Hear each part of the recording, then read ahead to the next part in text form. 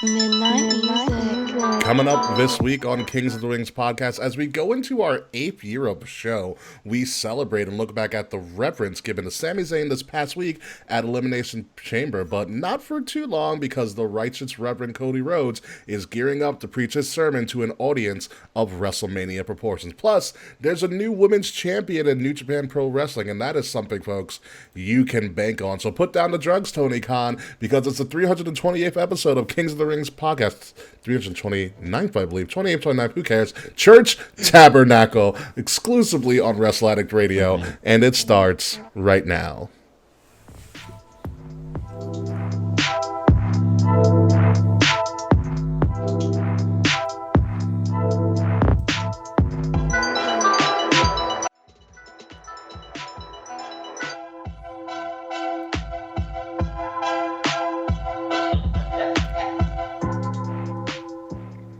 You know, I was right. It was the 29th. 329 hours. I got it at some point. Yeah, 329. Ladies and gentlemen, welcome to King's Rings Podcast, episode number 329. Church Tabernacle, of course. I am your host, King Ricky Rose. No guest this week. We're taking a break from a guest, but we might have a guest next week as we go all elite next week. Is it me? No, you are here all the time with me, as always, and celebrating a 28th birthday from last year. We already gave you a happy birthday, but whatever. Hey, Will, how you doing? Oh, good, man. 28 feels the same as 27, except I don't have to worry about being dead like Kurt Cobain, so that's always a plus. So far. You know, I did not put pineapple on my pizza. What is this fucking blasphemy? I didn't have any other ideas. I'm sorry. Well, here's the thing. I don't hate pineapple on my pizza. It's not my first, third, second, third, fourth, or fifth choice. Like, if it's there, I'll eat it, but I'll never order it. Gotcha. You ever tried scrambled eggs on pizza? Oh, that sounds amazing. Don't knock. Oh, it's great. It's about. No, you thought I was gonna hate it. But that sounds fucking awesome. You should go to Australia then. They live a wild life down there. Oh, baby, I'll put kangaroo on my pizza. You might want to do that. Did I eat kangaroo? Kangaroo's delicious. No, they treat kangaroo like we treat deer. We just kind of run them over. Oh, well, we eat deer too, but we mainly. I've never had kangaroo. I had gator down there, but gator's delicious. Gator is delicious. Kangaroo's delicious. And Taquan's mom, also delicious. It's going to be one of those nights, folks. Mrs. Taquan. Yeah, so before we get into anything, so apparently, according to Will, which we found out last week, this show turned 8 years old? I totally forgot to mention that last week. Yeah, like the 8-year anniversary. It's sometime in February. I always forget the exact date because I don't have the actual date of the first episode because it doesn't really exist. And if it does, I don't know if it does, to be honest. Because the first episode, the funny story is that I recorded on a laptop in my dorm room sophomore year. I don't remember if it was the week before my birthday, week of my birthday, or week after my birthday. Okay. So I think it was the week before, but my computer only had like 4 gigabytes of RAM because that's how computers were back then. And I couldn't run Skype to talk to Christian and audition at the same time. Oh. So the audio was recording, but it was skipping and jumping because my computer was like running at 100% max. Jesus. So that was the problem. Yeah, that's the first podcast I ever recorded, and it doesn't exist because I got rid of it. So the first one's technically episode 2. That released on February 15th, I believe. Okay, so last week. Ish. So yeah, it's February is the 8 years. Yeah. So yeah. Celebrate 8 years. Yeah. You made it, Ricky. That's so weird. Yeah, isn't it wild? That is kind of wild. Like, I don't see it as 8 years. Well, for sure, at least I came in probably around, year 3? No, year 2. Year 2. Year 2, It was the second year, but it was episode like 36 or 37. 33, I believe. 33, fuck. Yeah, 33. I've been here. Yeah, I guess I took a lot of weeks off. I'm literally coming on 300 episodes. Yeah, that is pretty wild. Give or take, yeah, it's pretty wild. 300 episodes of this goddamn show. That still somehow is afloat by people and listeners like you. That's my own PSA. So happy birthday to us. I'll drink water to that, I guess. I got beer in the fridge, but it's all in the fridge. Yeah, but I mean, it's 8. Like, I don't know what do you do when you celebrate 8 years? It's just, hey, we turned 8. We're in second grade. Yay! Yeah. Maybe. Yeah, the Ambrose cash-in. That's where Ricky came in for that. That's right. That was Ricky's first episode. That was the Ambrose cash-in. Yes, that was an impromptu show, and it was great. Speaking of impromptu, we're going to be following this all night because we don't know when it's actually going to happen, but I got word of this. Will, right as I was preparing for the show today, Tony Khan, everybody's favorite drug-induced owner of wrestling, says he has an important announcement that's going to happen sometime tonight as we are recording during AEW Dynamite. No one has a clue what it is. He has an important announcement. It's not a big announcement. It's an important announcement. So I think the wordplay is very important here. I have no idea what it is.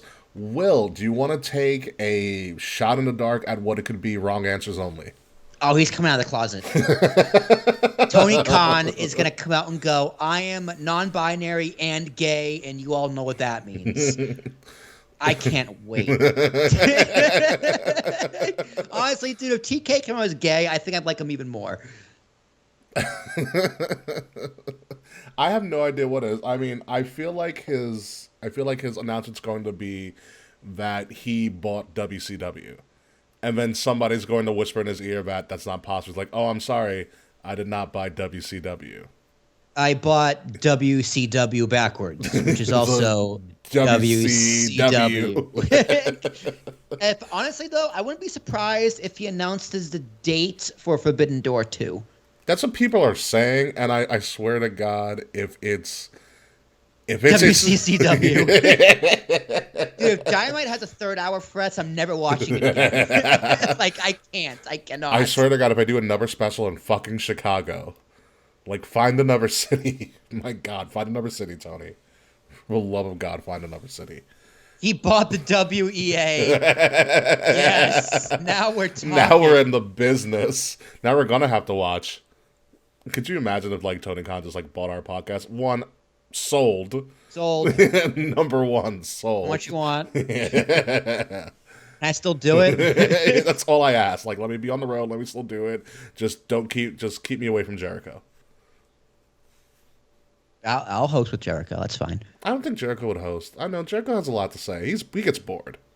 Dude, Jericho kind of likes the way his farts smell. To be honest, when he talks about AEW. Yeah, he does.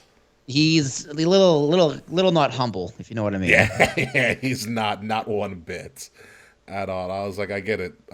You found somebody who was gullible enough to let you do whatever the fuck you wanted. It's like, Jericho, you're not wrong, but let's not pretend that Kenny Omega isn't here. And the Young Bucks aren't here. And Cody didn't do it first. like, yeah, you were important for on-screen stuff, but don't pretend like that translates to off-screen stuff. Like, I don't think he really did much off-screen. I don't know, because we'll never know. But it's like, yeah, did you carry the company? Kind of, but it's not like you didn't have help. Yeah, I mean, it's whatever. The Ocho, whatever he's calling himself. I don't know. But we did put him on Mount Rushmore. I don't know if you're going to start regretting that anytime soon. Did we put it? Well, no, I don't. Yeah, you put him on, motherfucker. I don't regret it. Vote. Just because he's kind of a dick doesn't mean he's a great wrestler, and he's probably one of the most accomplished wrestlers of our time. Like, he is the modern day Terry Funk for sure. Yeah, I can't knock what he's done. Like, most of his characters have been a hit in some iteration or not. Guys, can't wait for Chris Jericho to win the ECW championship from Raven this April. It's gonna be amazing. It's gonna be so good at Barely Legal 3. It's gonna be awesome. It's gonna be great. So yeah, Tony Khan has some sort of big ass announcement that hopefully we'll find out about very soon. We'll find out during the show because if you're listening to this, you already know what it is because the show airs. I have a show on right now. Orange Cassidy is hugging Wheeler, I believe, right now. So that's a thing.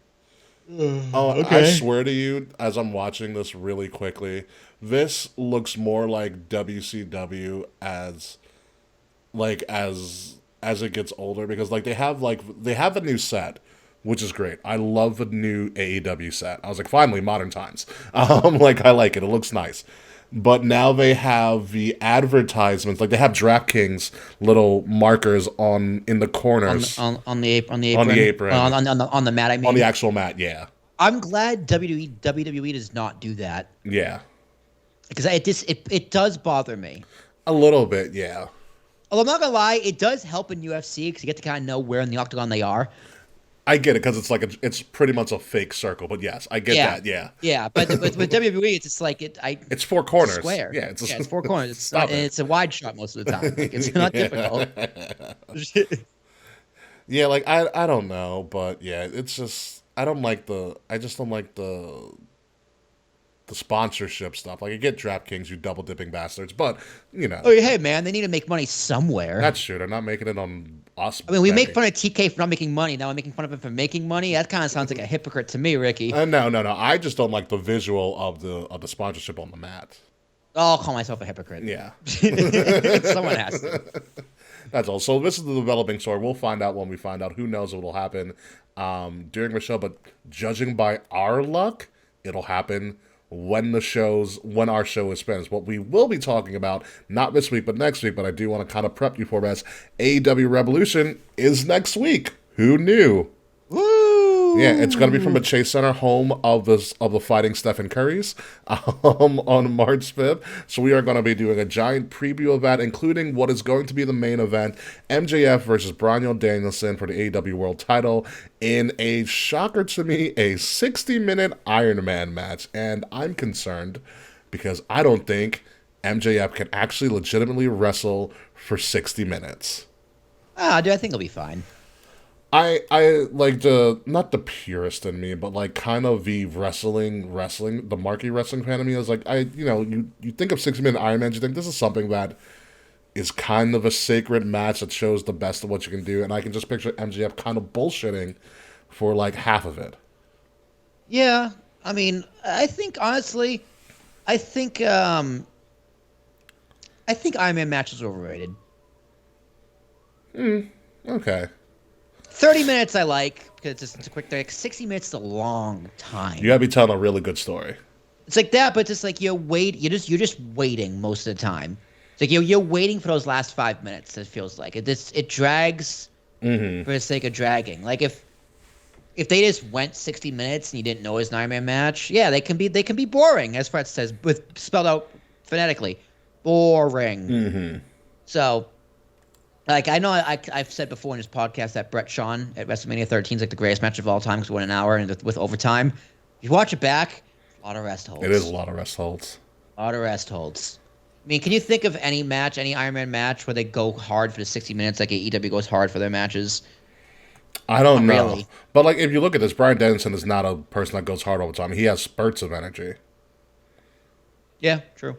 I'm interested to see how technical this is going to be and how much pizzazz this is going to be, and because it's interesting. But we'll talk about it next week. But hopefully, Angle Brock on SmackDown was a good Iron Man match. But we'll talk about this a lot more next week when we focus a lot more on AEW. Also, when they have a card announced. Yeah, and also in other parts of the wrestling world, because this also happened on Saturday in San Jose, California. Surprise, surprise! Mercedes Moné, formerly known as Sasha Banks, is now the second ever IWGP Women's Champion, beating the first champion Kyrie. And what everybody said was actually a really good match. I saw the clips. It seemed like it was they worked really well together, which if you watch them in NXT, when Sasha was down there for a little bit, they worked really well together. So it's pretty wild that their first champion was a transition champion.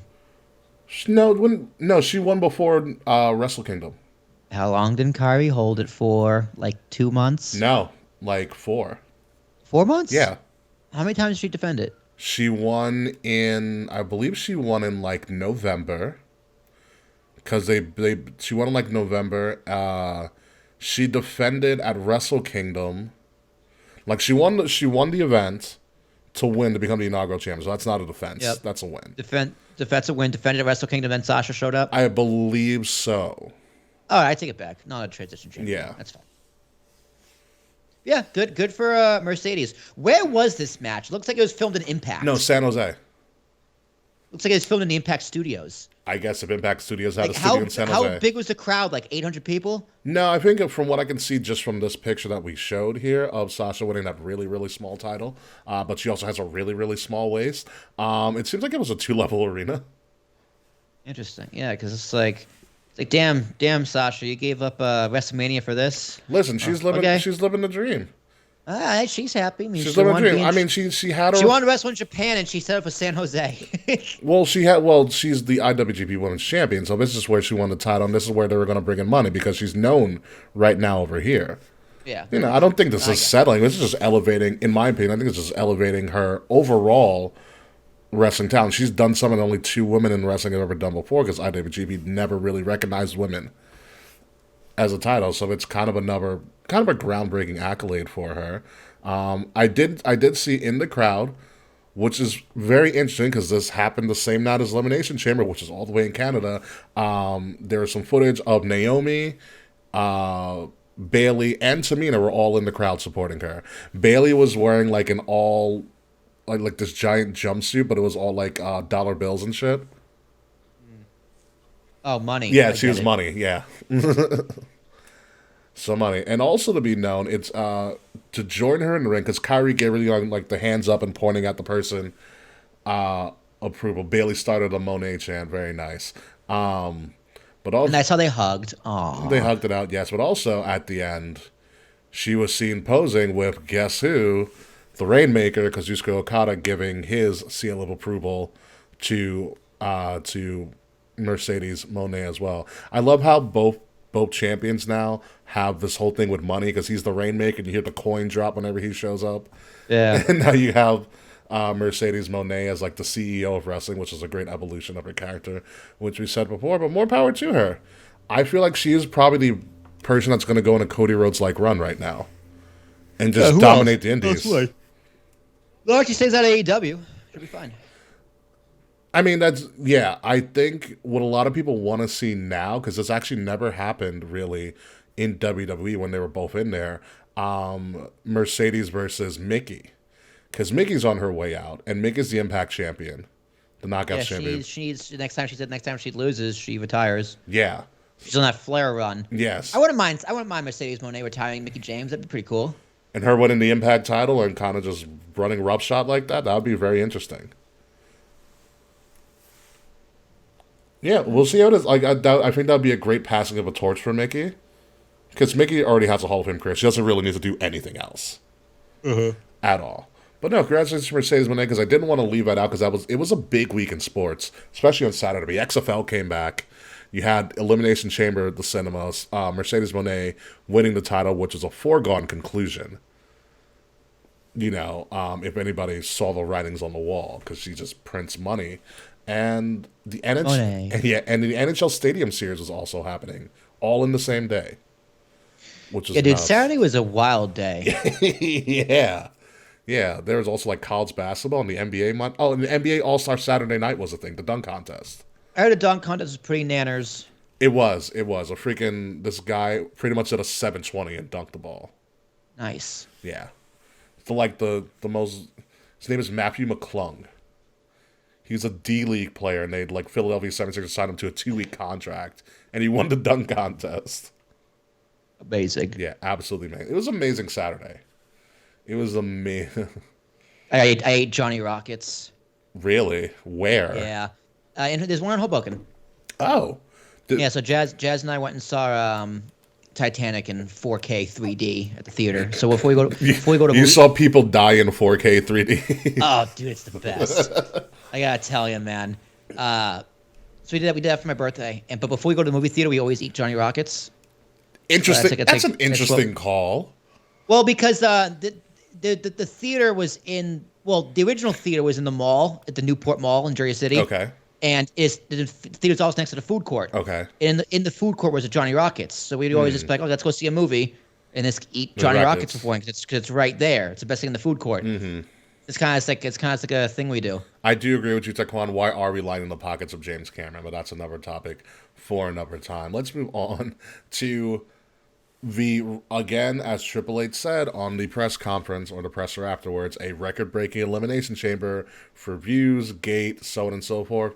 This is probably going to be a trend because I will tell you, Montreal, Canada went knucking futz for WWE this past weekend. And in my opinion, and I was talking to Fretz about this the other day, I was like, how come Montreal's never had a WrestleMania? Because I feel like they're in line for one. What stadium do they have up there? Nothing. I think that's the issue. Yeah, that's why. I don't think they have a stadium since the Expos left and became the Nationals. Yeah, right. Well, they got to play in the Toronto Sky Dome. Well, that's in Toronto. The Toronto? Yeah, good luck with that. They did it before. The Sky Dome was a great scene. WrestleMania, though? Yeah, it's one of the best WrestleManias ever. That was Rock Hogan. That was TLC, too. It's all in the same. Jericho was the champion and he lost to Triple H, but whatever. It's a good WrestleMania.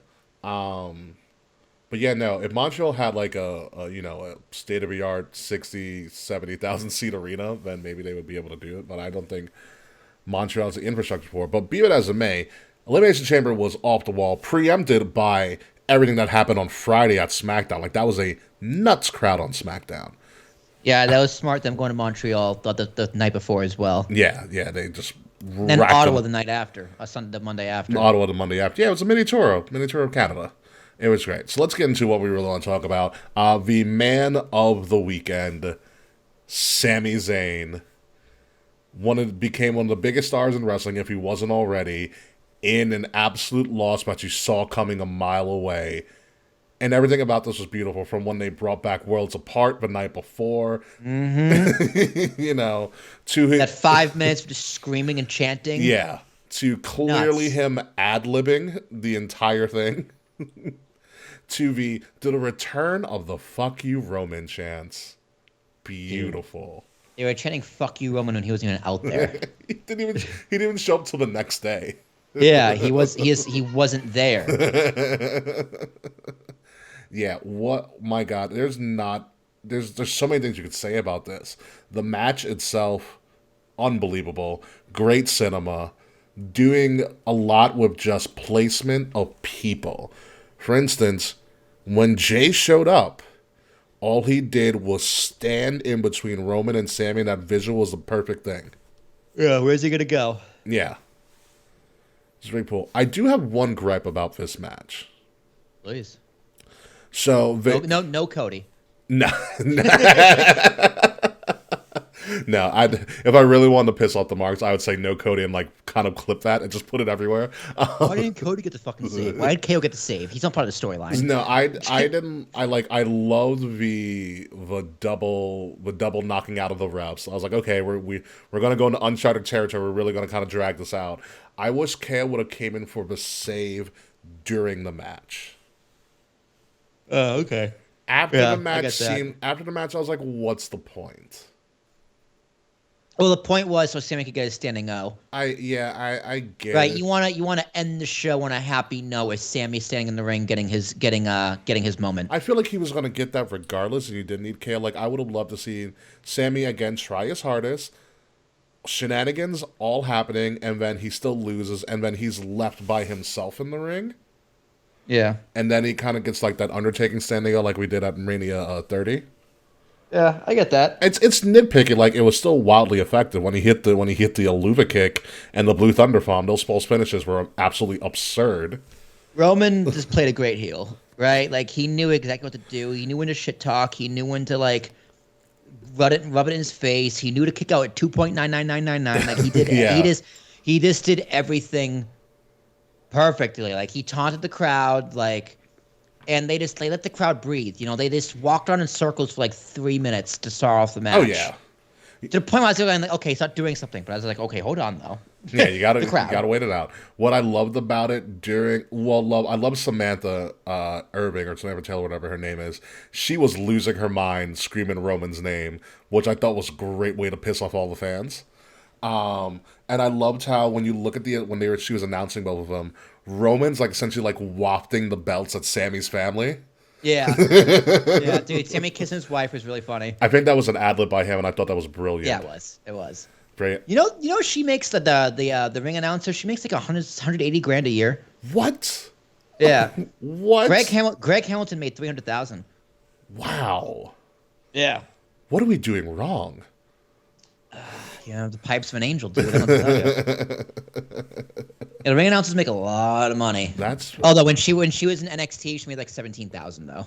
Well, yeah, no, that's your starter job. That's your entry level. Once you get to the main show, you're great. Yeah. Damn, that's nuts. But no. Yeah, WWE pays her on-screen talent very, very well. Yeah, and she is technically on-screen talent. She is.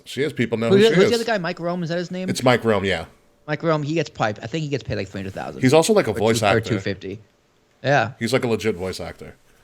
I'd love to have that job. I know. Well, it's really dominated by like one woman. She plays a lot of characters. But I also like how Sammy's wife, because I was like, did he tell her everything that was going to happen? But like, she played it up pretty well, going toe to toe with Roman. Would you tell her?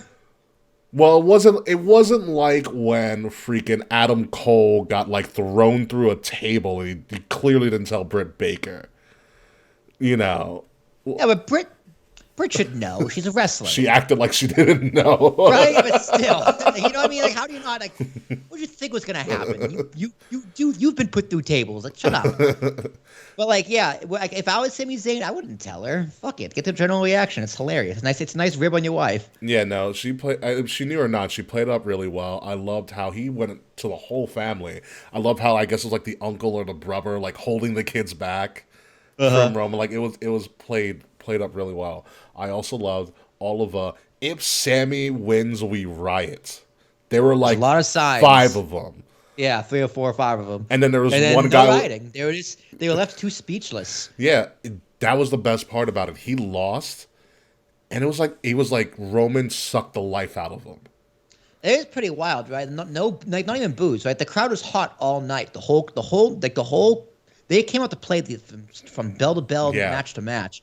But once someone got that pinfall, nothing. Yeah, they were heartbroken. Like, what'd you think was gonna happen? Fucking idiots. They were heartbroken. Like they didn't even have the any energy left to boo him. And I was joking with my friends. I was like, Roman better because the way that this was leading up to that main event, I thought Roman was legitimately going to have something very horrible happen to him if he stayed around long. I was like, I really hope he has like a getaway car. That's why he got out of there quick. He just dipped. He was like, get me the fuck out of here. Like, yeah, once K with the stunner, he's like, all right, I'm out. I will say this, Paul Heyman. I love Paul Heyman. The second worst stunner ever. Him trying to fight Kevin Owens. I was like, his bitch slaps were hilarious. I was like, Paul, you are from Long Island. I know you know how to fight better than this. Like, you're making us look bad, Paul. I forget how I would have hit. That's how I would have hit KO. Just like that. Just so bad. Like playing patty cake with his back. And then he came on a Raw with a fucking neck brace. The neck brace. So funny. Fucking asshole. Fucking asshole. So coming out of this, and even leading into this, a lot of people were saying, and we talked about the KO attack too, but a lot of people were saying, wow, it's a great spot by the Usos there. But a lot of people were saying that Sami Zayn himself deserves to be in the WrestleMania main event. I agree. In the tag team match. You know, and I think the tag belts could main event WrestleMania for sure. I do. I don't think that's ridiculous to say at all. I don't either, because it's not. The tag titles are a thing where, at this point in time, the tag titles are engulfed in the Bloodline storyline. So it's not the tag titles main eventing; it's the Bloodline main eventing. Yeah, like okay, which match do you care about more? Sami Zayn, Kevin Owens versus the Usos, or Charlotte, Rhea? Charlotte Rhea I believe will start night 1. Yeah. So what main event's night 1? Bianca Kana. I think Bianca Kana will main event night 2. Well, yes, not main event. I will begin night 2. But this story of begin night 2. Yeah, begin night 2. So what would the main event night 1? No, it's my fault. I said I got it wrong. Charlotte Rhea should start night 1. Bloodline main event night 1. Yeah, that's what I totally agree. That's what should happen. Like, yeah, you want Sami Zayn to main event WrestleMania? I agree.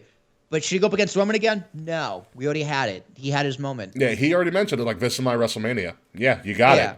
Like they did leave room there for him to weasel his way in, though. You have the whole KO, will they, won't they be friends? And Which is also smart, right? Make him earn it. yeah. And they're going to play this Do up. not forget Sami Zayn kicked him in the dick back in November. Like, we guys going to forget all that? Yeah. Okay, I was like, let's go ask Jay for help. Ooh, you speared him. Oops. Yeah, he not only did he kick him in the dick, he fucking haluva kicked him to win War Games. Yeah. To pledge his allegiance to the Bloodline. Too. But to think that Sammy is going to supersede Reverend Cody Rhodes for the main event of Night 2 of WrestleMania, you are out of your goddamn mind. I don't want a triple threat. Triple threat is just like... We had that already. We don't need to do it again with Roman. That is just like, great. Now Sammy's going to eat another pin? Like, no thanks. Yeah. Because honestly, I think Roman wins, to be honest. I don't. I think Roman pins Cody. It might be only if they want Roman to pass 1,000 days as champion. Which I do. It's a reason why I do. But also, I think Cody needs to earn it a little more. I mean, how much more can you earn it after tearing your... Yeah, he tore chest. his quad. And No, then not he quad. came in Rumble His pec. His pec. Excuse me, his pec. Tore his so pec. Yeah, but like the whole point of the story was, right, to go on that year run and then earn the match. Instead, he got hurt, act of God, it happens. Yeah. And he came back at Rumble number 30. It's just kind of like... And survived Gunther chops. It's 5 Gunther chops. Where in the hell do you put Gunther at WrestleMania at this point? Well, they're having a battle royal at a house show to see who's the number one contender for it. Whatever. Okay, cool.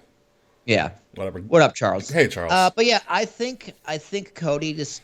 Then again, dude, it's only a matter of time before we stop booing Cody. I'm telling you. It's only a matter of time before we get sick of hearing about Dead Dusty and we boo the fuck out of Cody Rhodes. Well, in order for that to happen, he has to win the belt. And I do like the story of...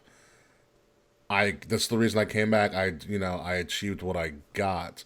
And it's a year-long story. Like, he called it at the Raw the year before. And I hate to say it, but they're also in the backdrop of Hollywood, because they're not in Hollywood, they're in Compton. It's the easiest Hollywood story you can ever tell. It's the story of the underdog, a guy doing it for his father. It just screams Hollywood ending, Hollywood story. You're in the background of Hollywood. Why not it be Cody? Yeah, no. If there's any time to pull a trigger, it would be now. But while he's hot, and he's $1 million right now, and it's one of those things. I mean, hey man, he is hot, but Roman's still hotter. I know, but I think that's what makes I think that's what's going to make a great story and a great fight, because I also think these guys know the business so well that they are going to put together a ridiculous main event. They will. I would not be shocked if Roman kept the titles. Yeah, it's going to be rough. It's going to be rough. But fact of the matter is, Sami Zayn's not replacing Cody in the main event of main events at WrestleMania. No. It's not happening. But who does Cody go up against? It's like Cody wins the belt, right? Okay. Who's his first feud? I don't want to say good. 90-minute classic. Stop it! God Stop damn. it, Charles! Stop it! I'll watch it. But no, for real though, Cody wins the belts. Who's his first feud? And his second feud? And his third feud? First feud will be a returning AJ Styles. Okay, love it. Okay, second feud after Styles, because we want to do 3, right? Yep. So AJ's a heel. AJ's, yeah. Why not? Why the fuck not? Okay. You can even, and in this day and age in WWE, you can even tease like, I was a better Bullet Club member than you, or some shit like that. Like that's good. Okay. That's going to come in there somewhere. Okay.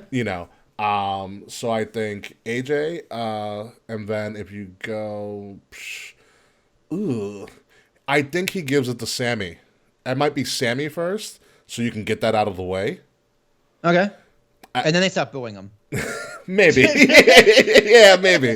Yeah. That's a mistake, man. That's a mistake right there. Yeah, I think at some point he might be like, oh, I'm going to give it to Sammy, because he did have that moment with Sammy. But it also might be, the Raw after Mania kind of moment. Yeah. That they give him the match and then some shit happens. But I think AJ's your best bet as your first one. Your second feud after AJ, pending they don't sign anybody crazy, because Jay White is still out there. Jay White's rumored. Yeah, Jay White's still rumored. And you don't know what's going to happen with Kenny and the Bucks. So that's also been kind of a weird discussion as well. But I think you stay away from Kenny and the Bucks as long as fucking possible. That's that. Oh no, sign him. Fuck AEW. Sign him immediately. His after AJ, I'm trying to think of the roster. Don't give him Bray. Bray's not ready. Agreed. Do not give him Bray. I would love to see him and Bobby. Okay. I think him and Bobby would be cool. Back and forth. And then no, not Braun Breaker, Frets. You. I should block you from being in the chat at that point. Not Braun Breaker. I think. Okay, so you go from AJ to Bobby. From Bobby, I would love to see by SummerSlam Cody versus Brock. Okay. All right. I think that's logical, right? Yeah, because Okay. No. Let's say Gunther. I agree with Frets. Finn and Gunther would also be pretty cool eventually. Finn's got to give me a good win at some point. Yeah, Finn needs momentum. Finn needs to stop taking L's. Yeah, that's my issue. Finn Balor sucks. We are going to get Finn and Edge at Mania, which cool. We're gonna talk about that. But okay, let's say Roman keeps the belts. Let's say Roman keeps the belts, and Gunther keeps the belts. Who is he feud with? Gunther. Yeah. Really? I'm thinking storylines here. You can go back to Sami, right? You can go back to Sami. Okay. You can go back to Seth. He never really beat Seth. Exactly. You can go back to Jey Uso. That's okay. Okay, if you're going to keep the bloodline going, okay. I know I'm saying you're going back. But those three storylines are way more interesting than other than maybe. Oh, I totally forgot. Because he should be healed up by then. Randy can go against either or. No, I'm going to say if I replace Bobby with Randy. Bobby with Randy? Yeah. Okay. I could honestly, even still, I think Roman Randy would be better. Yeah, maybe. Didn't we see Roman Randy? We might have at one point. Yeah. But who hasn't Roman beaten at this point? But still, there's still meat on the bone for Seth. There's still meat on the bone for Jay. There's still meat on the bone for Sami. Mm-hmm. And that meat on the bone is way more interesting than Cody versus anybody else. Well, because we know about it. But I think I like fresh and new, and we'll see what Cody can do with the belt. Fair. Yeah. It is a win-win regardless. I'm happy with both of them as champion.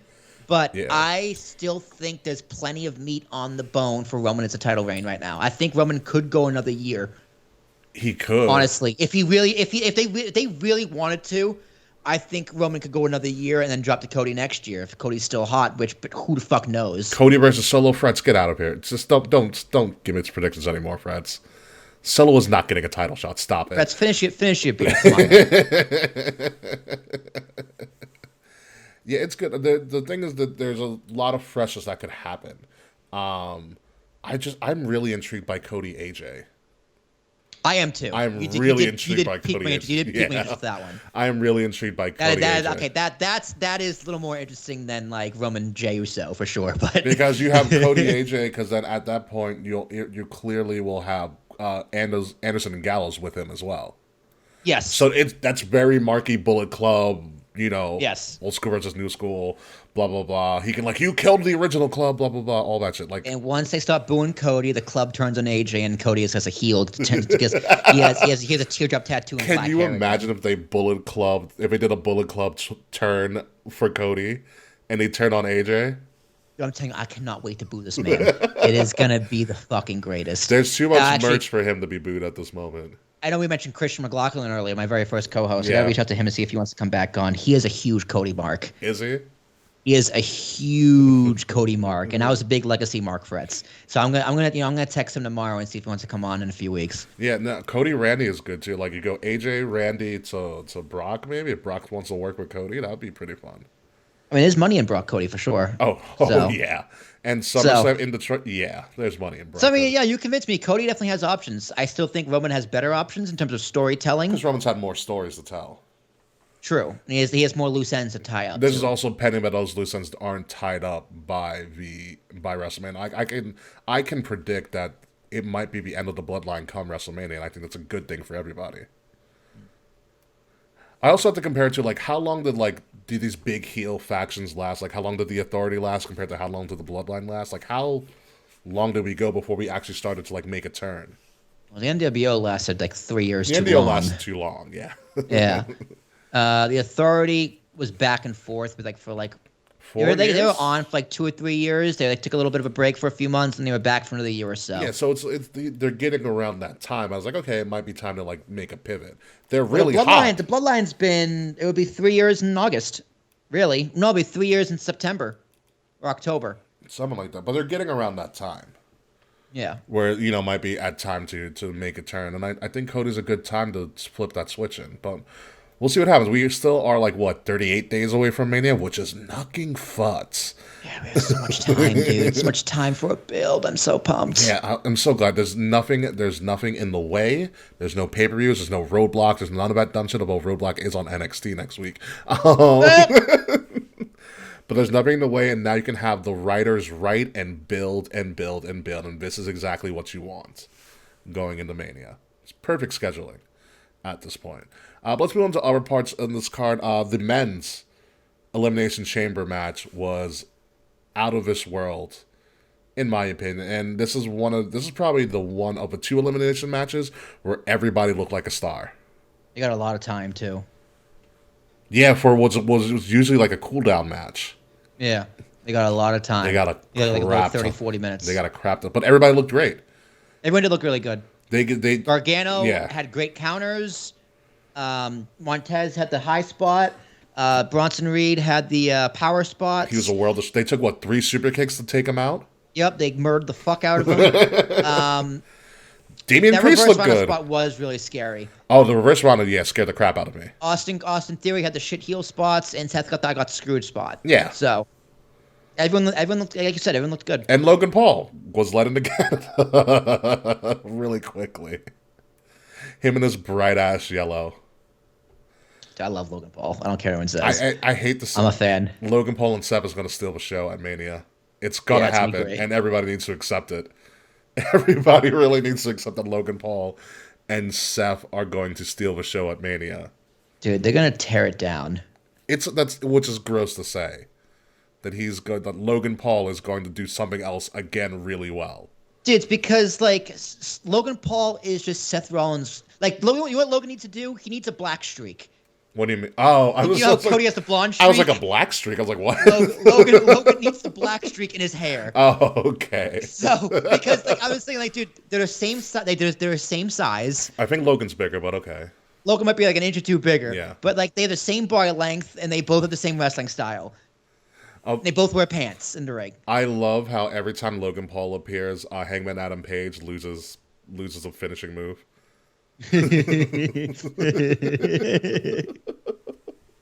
That's funny. Hangman Adam Page probably hates himself right now. It's like, God damn it, he does it better than me. Every single time. What is going on with Hangman Adam Page? Oh, Christian's back. Him and Moxley are still feuding, I think. Ah, good for them. Christian's on the floor right now in AEW. Oh, Christian Cage. Yeah, Christian Cage. Yeah, he got taken out by Jungle Boy because that's going to lead to a match. Eventually. Yeah. Like he was injured. Yeah, but apparently Christian Cage is fucking Britt Baker. Whoa, what? Apparently Adam Cole and Britt Baker have an open relationship. I didn't see that coming. You can believe that if you want, or you can not. I don't know. I don't care. It's just fun to spread the rumors about. I'm not gonna lie. That's a great rumor to spread, dude. I'm not the first one to make that up, so don't give me credit. Wow. But I don't care if it's false. It's fun to say it's true. Jeez, Christian doing it for the peeps. Let's move along to the other Elimination Chamber, which is the women, which was opened up a show, which is a little bit surprising. They didn't do that bad, but this was the Kana Asuka showcase, as it was designed to be. But there are still some good spots. Carmella's just Carmella, and I think Carmella doesn't get enough credit for has good characterization. But this was the Asuka show, as it should have been. Sucks. Liv Morgan did really well in a loss, because that's what Liv Morgan does. Looks good in a loss. I'm so glad she got eliminated second. I was like, yeah, get the fuck out of here. Nikki Cross probably is the best character out of all of them. Mm-hmm. I just love how she's just batshit crazy. She did her high spot, and then Raquel just put her on the floor. Which is good. I'm glad Raquel actually got to do something positive. She got a great reaction coming out. But they're Great back. she does have a great back. She really needs a shirt. Like, they really need to make a shirt for her where there's, like, nothing on the front, but, like, everything on the back. I don't know why Smiley hates her shoulders. Like, what do you got against her shoulders? What's the matter with there's nothing wrong with her. I remember last week she was like, she shows too much back. It's like, we get it. You got muscles. I got shoulder blades. Cool. Like, the pose. I was like, Yeah. I like it. It's unique. It's different. I mean, it got brawn. It'll be great with a title belt. It looks great with a title belt on her ass. Yeah, that would be a great look. She flexed it with the title belt behind. I think she did with the. That's what she did when she was the NXT title. Yeah, that's what she did. Yeah, no, it's good. I have a lot of hope for her. They just need to showcase her strength more. So, but it was good. This is a foregone conclusion. We're getting Asuka versus Bianca at WrestleMania. Since we can't get Bianca versus Charlotte, which I think is a giant misstep, but whatever. It is a giant misstep. Yeah. But hey, Rhea needs to rub. She more does. Than Bianca. She does, and we can. So, like, I get it. I get it, and I still think Rhea loses though. That would be such a kick in the nuts. Even though Charlotte loves losing the title. That's one thing her and Rick have in common. They do. Dude, I saw a crazy stat the other day. It was like, with Roman Reigns passing 900 days as champion, he passed all of John Cena's title reigns combined. Just nuts. Cena had the belt 16 times. He couldn't reach 1,000 days as champion. That sounds about right. That's crazy, dude. He did back and forth a lot when he was like the top guy. True. Him and Randy flip-flopped, and him and Edge flip-flopped a little bit too. Yeah. A lot of his rivalries were very back and forth. But no, the women's match did what it needed to do for the people that it needed to do it for, especially Raquel, which hopefully will start doing stuff with her and stop letting her fucking smile every single match. Yeah, like, it's a good Raquel phase. I'm here! Hey guys, look at my back! Look at my back! My shoulder blades are bigger than my tits. She's a good basketball player. Apparently she's really good with carpentry. Interesting. She did live in Texas. What a great skill to have. Yeah, that is very good. I mean, like, if you look at Bianca makes all of her clothes, which, by the way, the jacket she clearly made for Montez was absolutely amazing. Yeah, pretty cool. That jacket was awesome. Pretty great. A for effort. That jacket was absolutely awesome. So no, it's a great skill to have to be a carpenter. Worked for Jesus. Now to what was clearly going to be a no match. Brock versus Bobby, which is the most clusterfuck of a no match I've ever seen. Like, okay, they had a semi-match and then Brock kicked them in the nuts, but now you have Bray potentially involved. Omos. What the fuck is Bray Wyatt and Omos doing? Stop playing Omos challenged Brock on Monday. No, MVP challenge on behalf of Omos. Would you want Omos to speak on behalf of himself? No, I want Omos to go back to being a ninja. It's a giant ninja. Omos is great. I want Omos to go back to Raw Underground. When he was the doorman. Yeah. Yeah, I don't know what's going on with this. I don't know if there's issues. Like, why are we not getting Brock Bobby at WrestleMania in Compton? We are. We're definitely going to. Like, don't fool yourself, Rick. You don't fall for this propaganda. I usually don't. But I'm just like, why are we? They got how many weeks left? How many weeks? 4 weeks? Yeah, it's plenty of time. 5? 5? Yeah, plenty of time. At least 5. Plenty of time. Yeah, it's just like, but why? Like, why are you getting Bray involved? Which Bray needs to do something at this point. And Omos. Do I forget he's in the company? He just randomly shows up, takes out Hit Row, and then moves on. He's got no buzz. Bray Wyatt has no buzz. He's not really wrestling. That's the issue. Yeah. LA Knight. LA Knight needs a spotlight. I love that guy. Good old LA Knight. But yeah, Brock Bobby at Mania better fucking happen because they do need a gimmick though. To Fretz's point. What? The Brock Bobby. At this point, they need a gimmick. What do you do a Brock Bobby gimmick match in the middle of the card? Like, where do you like? I mean, I would love a Hell in a Cell personally. That'd be pretty cool. You gotta hide. I mean, you can actually hide that cell in SoFi Stadium because you have the big round LED, so you can hide it pretty well. And that'd be pretty cool. But Hell in a Cell's a bitch to look at. Yeah. It's going to be suck if you're in the nosebleeds because it's red. Yeah. You're not able to see shit. No, it should be Fight Pit. Fight Pit would be cool. It's probably gonna be a steel cage match. No, it's gotta be a Fight Pit. I think Fight Pit is a bitch to put together. But it's WrestleMania, they have time. It's gotta be Fight Pit. You gotta have a special guest referee. Because it's WrestleMania. Fight Pit is perfect. Can you imagine Brock and Bobby in a Fight Pit where they kind of have to shoot on each other, but they kind of have to, like, remain in control? Take all my money. Yeah. That sounds like fun. Yeah. No fun for the rep. Like, I want DC to be in there. To be the rep so he can just get his ass beat by two people that are much bigger than him. I don't. I do not at all. I'd rather have Teddy Long. Why would you do that to Teddy? Teddy Long used to be a ref. Not like that. No, fuck it. Put in Herb Dean. Like let's make it real. Yeah, put in Herb. No, big John McCarthy, dude. You mean the guy with the giant stash? Yeah, the goatee. Yeah, isn't the one? Yeah, big John McCarthy. Yeah. I'm making totally a faux UFC thing. I'm all for it. You know what they gotta do? They gotta do that Dana White slap contest thing. It's where they slap each other at WrestleMania. Could you imagine? That's what Brock Bobby comes down to do a slap. Dude, whoever slaps first wins. That's just back to life, dude. Oh, the Power Slap League. Oh my god. It's so bad. It's so bad. It's so entertaining. Like, ooh, what's going to happen? Yeah, you're going to knock somebody out eventually. Oh my god. Somebody's going to get their ass kicked. There you go. Mark Henry's the ref of the Fight Pit. So good. And then, of course, because they had to give Canada something, Beth and Edge won. Yay. Which is good. Which is good. It was fine. It was a good match. It was an entertaining match. Judgment Day takes another loss again.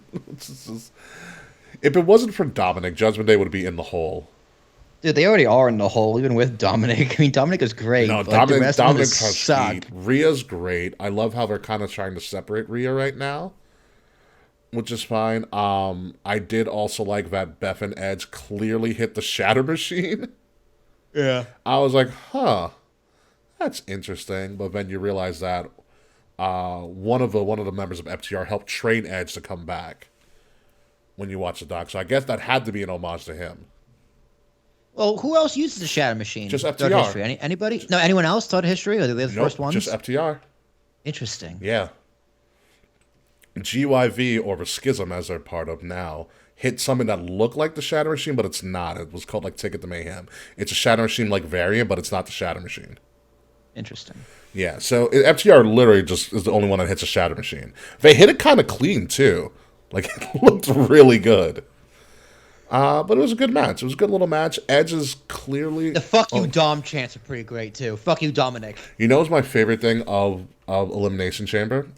Outside of that, is... Did you see the guy who was on the hard cam who kept up holding up a sign, Chicken Souvlaki Pita? Yes! Yes! Yes! I was just like, I love this guy. What restaurant he owns, and I hope he gets business. I don't like. I bet you the people like in the freaking in the broadcast like truck were trying to be like, who the fuck is this guy? What? They were googling it. Is this offensive? No. Leave it up. Leave it up. I wonder how many people ordered Chicken Souvlaki Pita. God, I don't want one now. I don't even know if I've ever had it. It was so good, but Elimination Chamber was pretty freaking wild. Apparently, Fred says it's really good. Also, Fred, before we get going, because we're pretty much at the end of our show this week, because there wasn't really much to talk about, to be completely honest with you, outside Elimination Chamber and the build. Does anybody have any idea what this AEW comment is? Because we still haven't heard anything. Tony Khan hasn't made this announcement.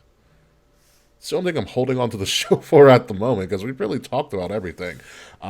Besides, the build to WrestleMania has been absolutely fucking fantastic. I believe we got 3 sharpshooters. Which is surprisingly low. I would have taken the over on that. Yeah, well, I also would have taken the over. Yeah, I would have taken the over, because Natty pulled a sharpshooter because Natty has to do a sharpshooter. And then Edge did one, right? Yeah, I think so. Yeah. No, Edge did the execution. He did the execution. Beth Phoenix did it. Beth did it. Beth did it twice, I think. That is the one thing that we were missing from the main event. I wanted Roman to hit a sharpshooter on Sami. Yeah. That would have been brilliant. Roman doesn't use his submission anymore. The headlock, whatever it is. Oh, it was a guillotine headlock. The guillotine. He doesn't use it anymore. No, that would have been a fun one to pull out for Sami, but I would have loved him to pull a sharpshooter first. Yeah. That would have been the amazing. The finish for Sami was good because it was a long 3 count with the original ref. Yeah, no, it was good. Like I said, it was a good shenanigans were pulled, especially because I didn't see it coming because it didn't have Little Nates. Usually, if Charles Robinson is in the match, you're like, oh, shit's going down. It's gonna happen. But they didn't bring him in at all. Still said they should have Montreal school dropped Sami in Montreal. Would have made it my night. It would have been the most polite riot ever, but still would have been a riot. Well, Freds was telling me about how crazy they are that the Montreal Canadiens in hockey, I guess, went to the playoffs for the first time in a while, and they won game 1 and they tore down half the city. Game 1, guys. Come on, down. relax. And they lost in 5.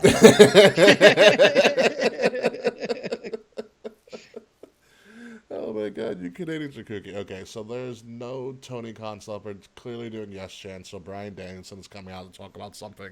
So yeah, we're just going to go and we're going to figure out what the hell the announcement is later on. Yeah, that's pretty much it. Oh yeah, if you guys have seen, to be fair, we went on a good run that year. Stop it, Freds. You never celebrate game 1. Everybody knows this in sports. you never celebrate game 1. My God, were you guys that ridden of a good team in Montreal? That depraved. They get an over the pants hand job and run for the fair. Even the Mets don't celebrate game 1, and they're the Mets. Well, they don't win game 1. That's why. That's also true. It's also true. No matter how much money they pull into that team, they always find a way to fuck it up. Can't wait. I wonder who's going to lose game 1 this year, Verlander or Scherzer. Scherzer will be hurt before it'll be Verlander. Yeah, fact. You see DeGrom's already hurt? Isn't he on a new team? Yeah, he's on the Rangers. He's already hurt. Oh my God, that brings a tear to my I eye. saw a meme. It was like, here's a photo of Greg Maddux talking to DeGrom about how they got the same amount of innings pitched this season.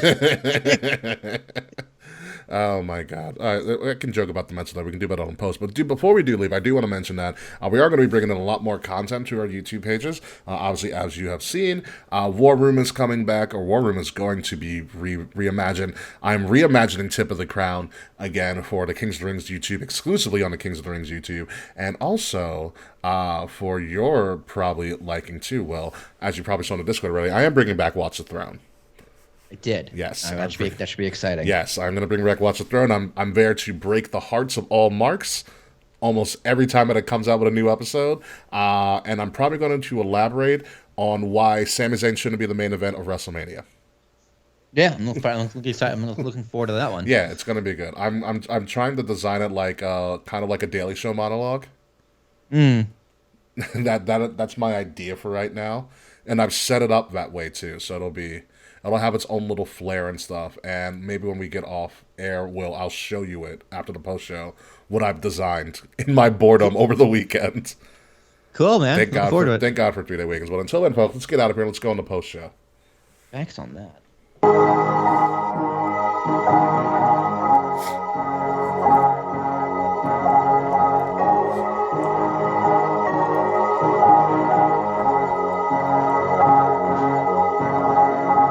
Ladies and gentlemen, you have been listening to Kings of the Rings podcast, episode number 329, Church Tabernacle. I'm your host, King Ricky Rose. You can formerly find me at Ambassador Biggs across all social media outlets whenever I return to social media, which is no time fucking soon. Find Kings of the Rings podcast at KOTR _podcast all over all of our social media. Like, share, subscribe, including liking this video. Leave us 5-star reviews. This really helps us out with the algorithm. And if you're listening to us, make sure you're listening to us wherever you get all of your podcast shows from by subscribing to Wrestle Addict Radio, the cure for the common wrestling podcast, and follow Wrestle Addict Radio's social media at addict_wrestle on Twitter and Wrestle Addict Radio everywhere else. The links to all of our stuff are in the description below wherever you're listening to us or you are watching us, including links to some of our awesome merchandise that we have, which is going to be a growing store as more merch becomes available for us. So please do check that out and help support us and our brand and Wrestle Radio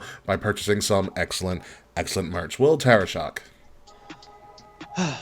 What's up, guys? My name is Will Tarashuk. It's Stephen Thomas, Arashuk. All my shenanigans are the exact same. Talking with Tarashuk podcast, anywhere podcasts can be found, or the podcast playlist where podcasts can be found. If you like sports, sports actually is all caught up. So new sports content's going to come in March. Ooh. Actually, when I bring back Alan Schoenberg and Mike Wilkins, who are two friends. So the three of us are going to go in studio, do a panel discussion, and preview the baseball season.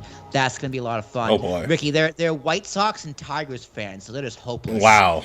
Yeah, Jesus. that's gonna be a good time because baseball is back. So look for that opening week of the MLB season in early April. Other than that, a lot of fun stuff coming my way. I dropped an episode this morning on with a U.S. veteran talking about his work with the VA and helping veterans. Rick, you might actually like that one. There's a lot of mental health issues of veterans and all that. Yeah, there's a ton of mental health issues with veterans, and the VA is kind of not always the greatest thing in the world. Anywho, folks, when we come back next week, we'll be previewing AEW Revolution, because hopefully they'll have a card by then, as MJF is pontificating on the mic as we speak, and hopefully we'll have a special guest, but it's unconfirmed yet, but I will be reaching out to somebody. So until next week, folks, goodbye, good night. We'll see you soon, and we'll see you on the post show if you're going to stay with us here on this live stream. And one of the people we won't be reaching out to about AEW is clearly Slack, because Slack has had enough wrestling in his home country. He doesn't need to be on the show to talk about it anymore. Fuck you, Slack. We'll see you next week.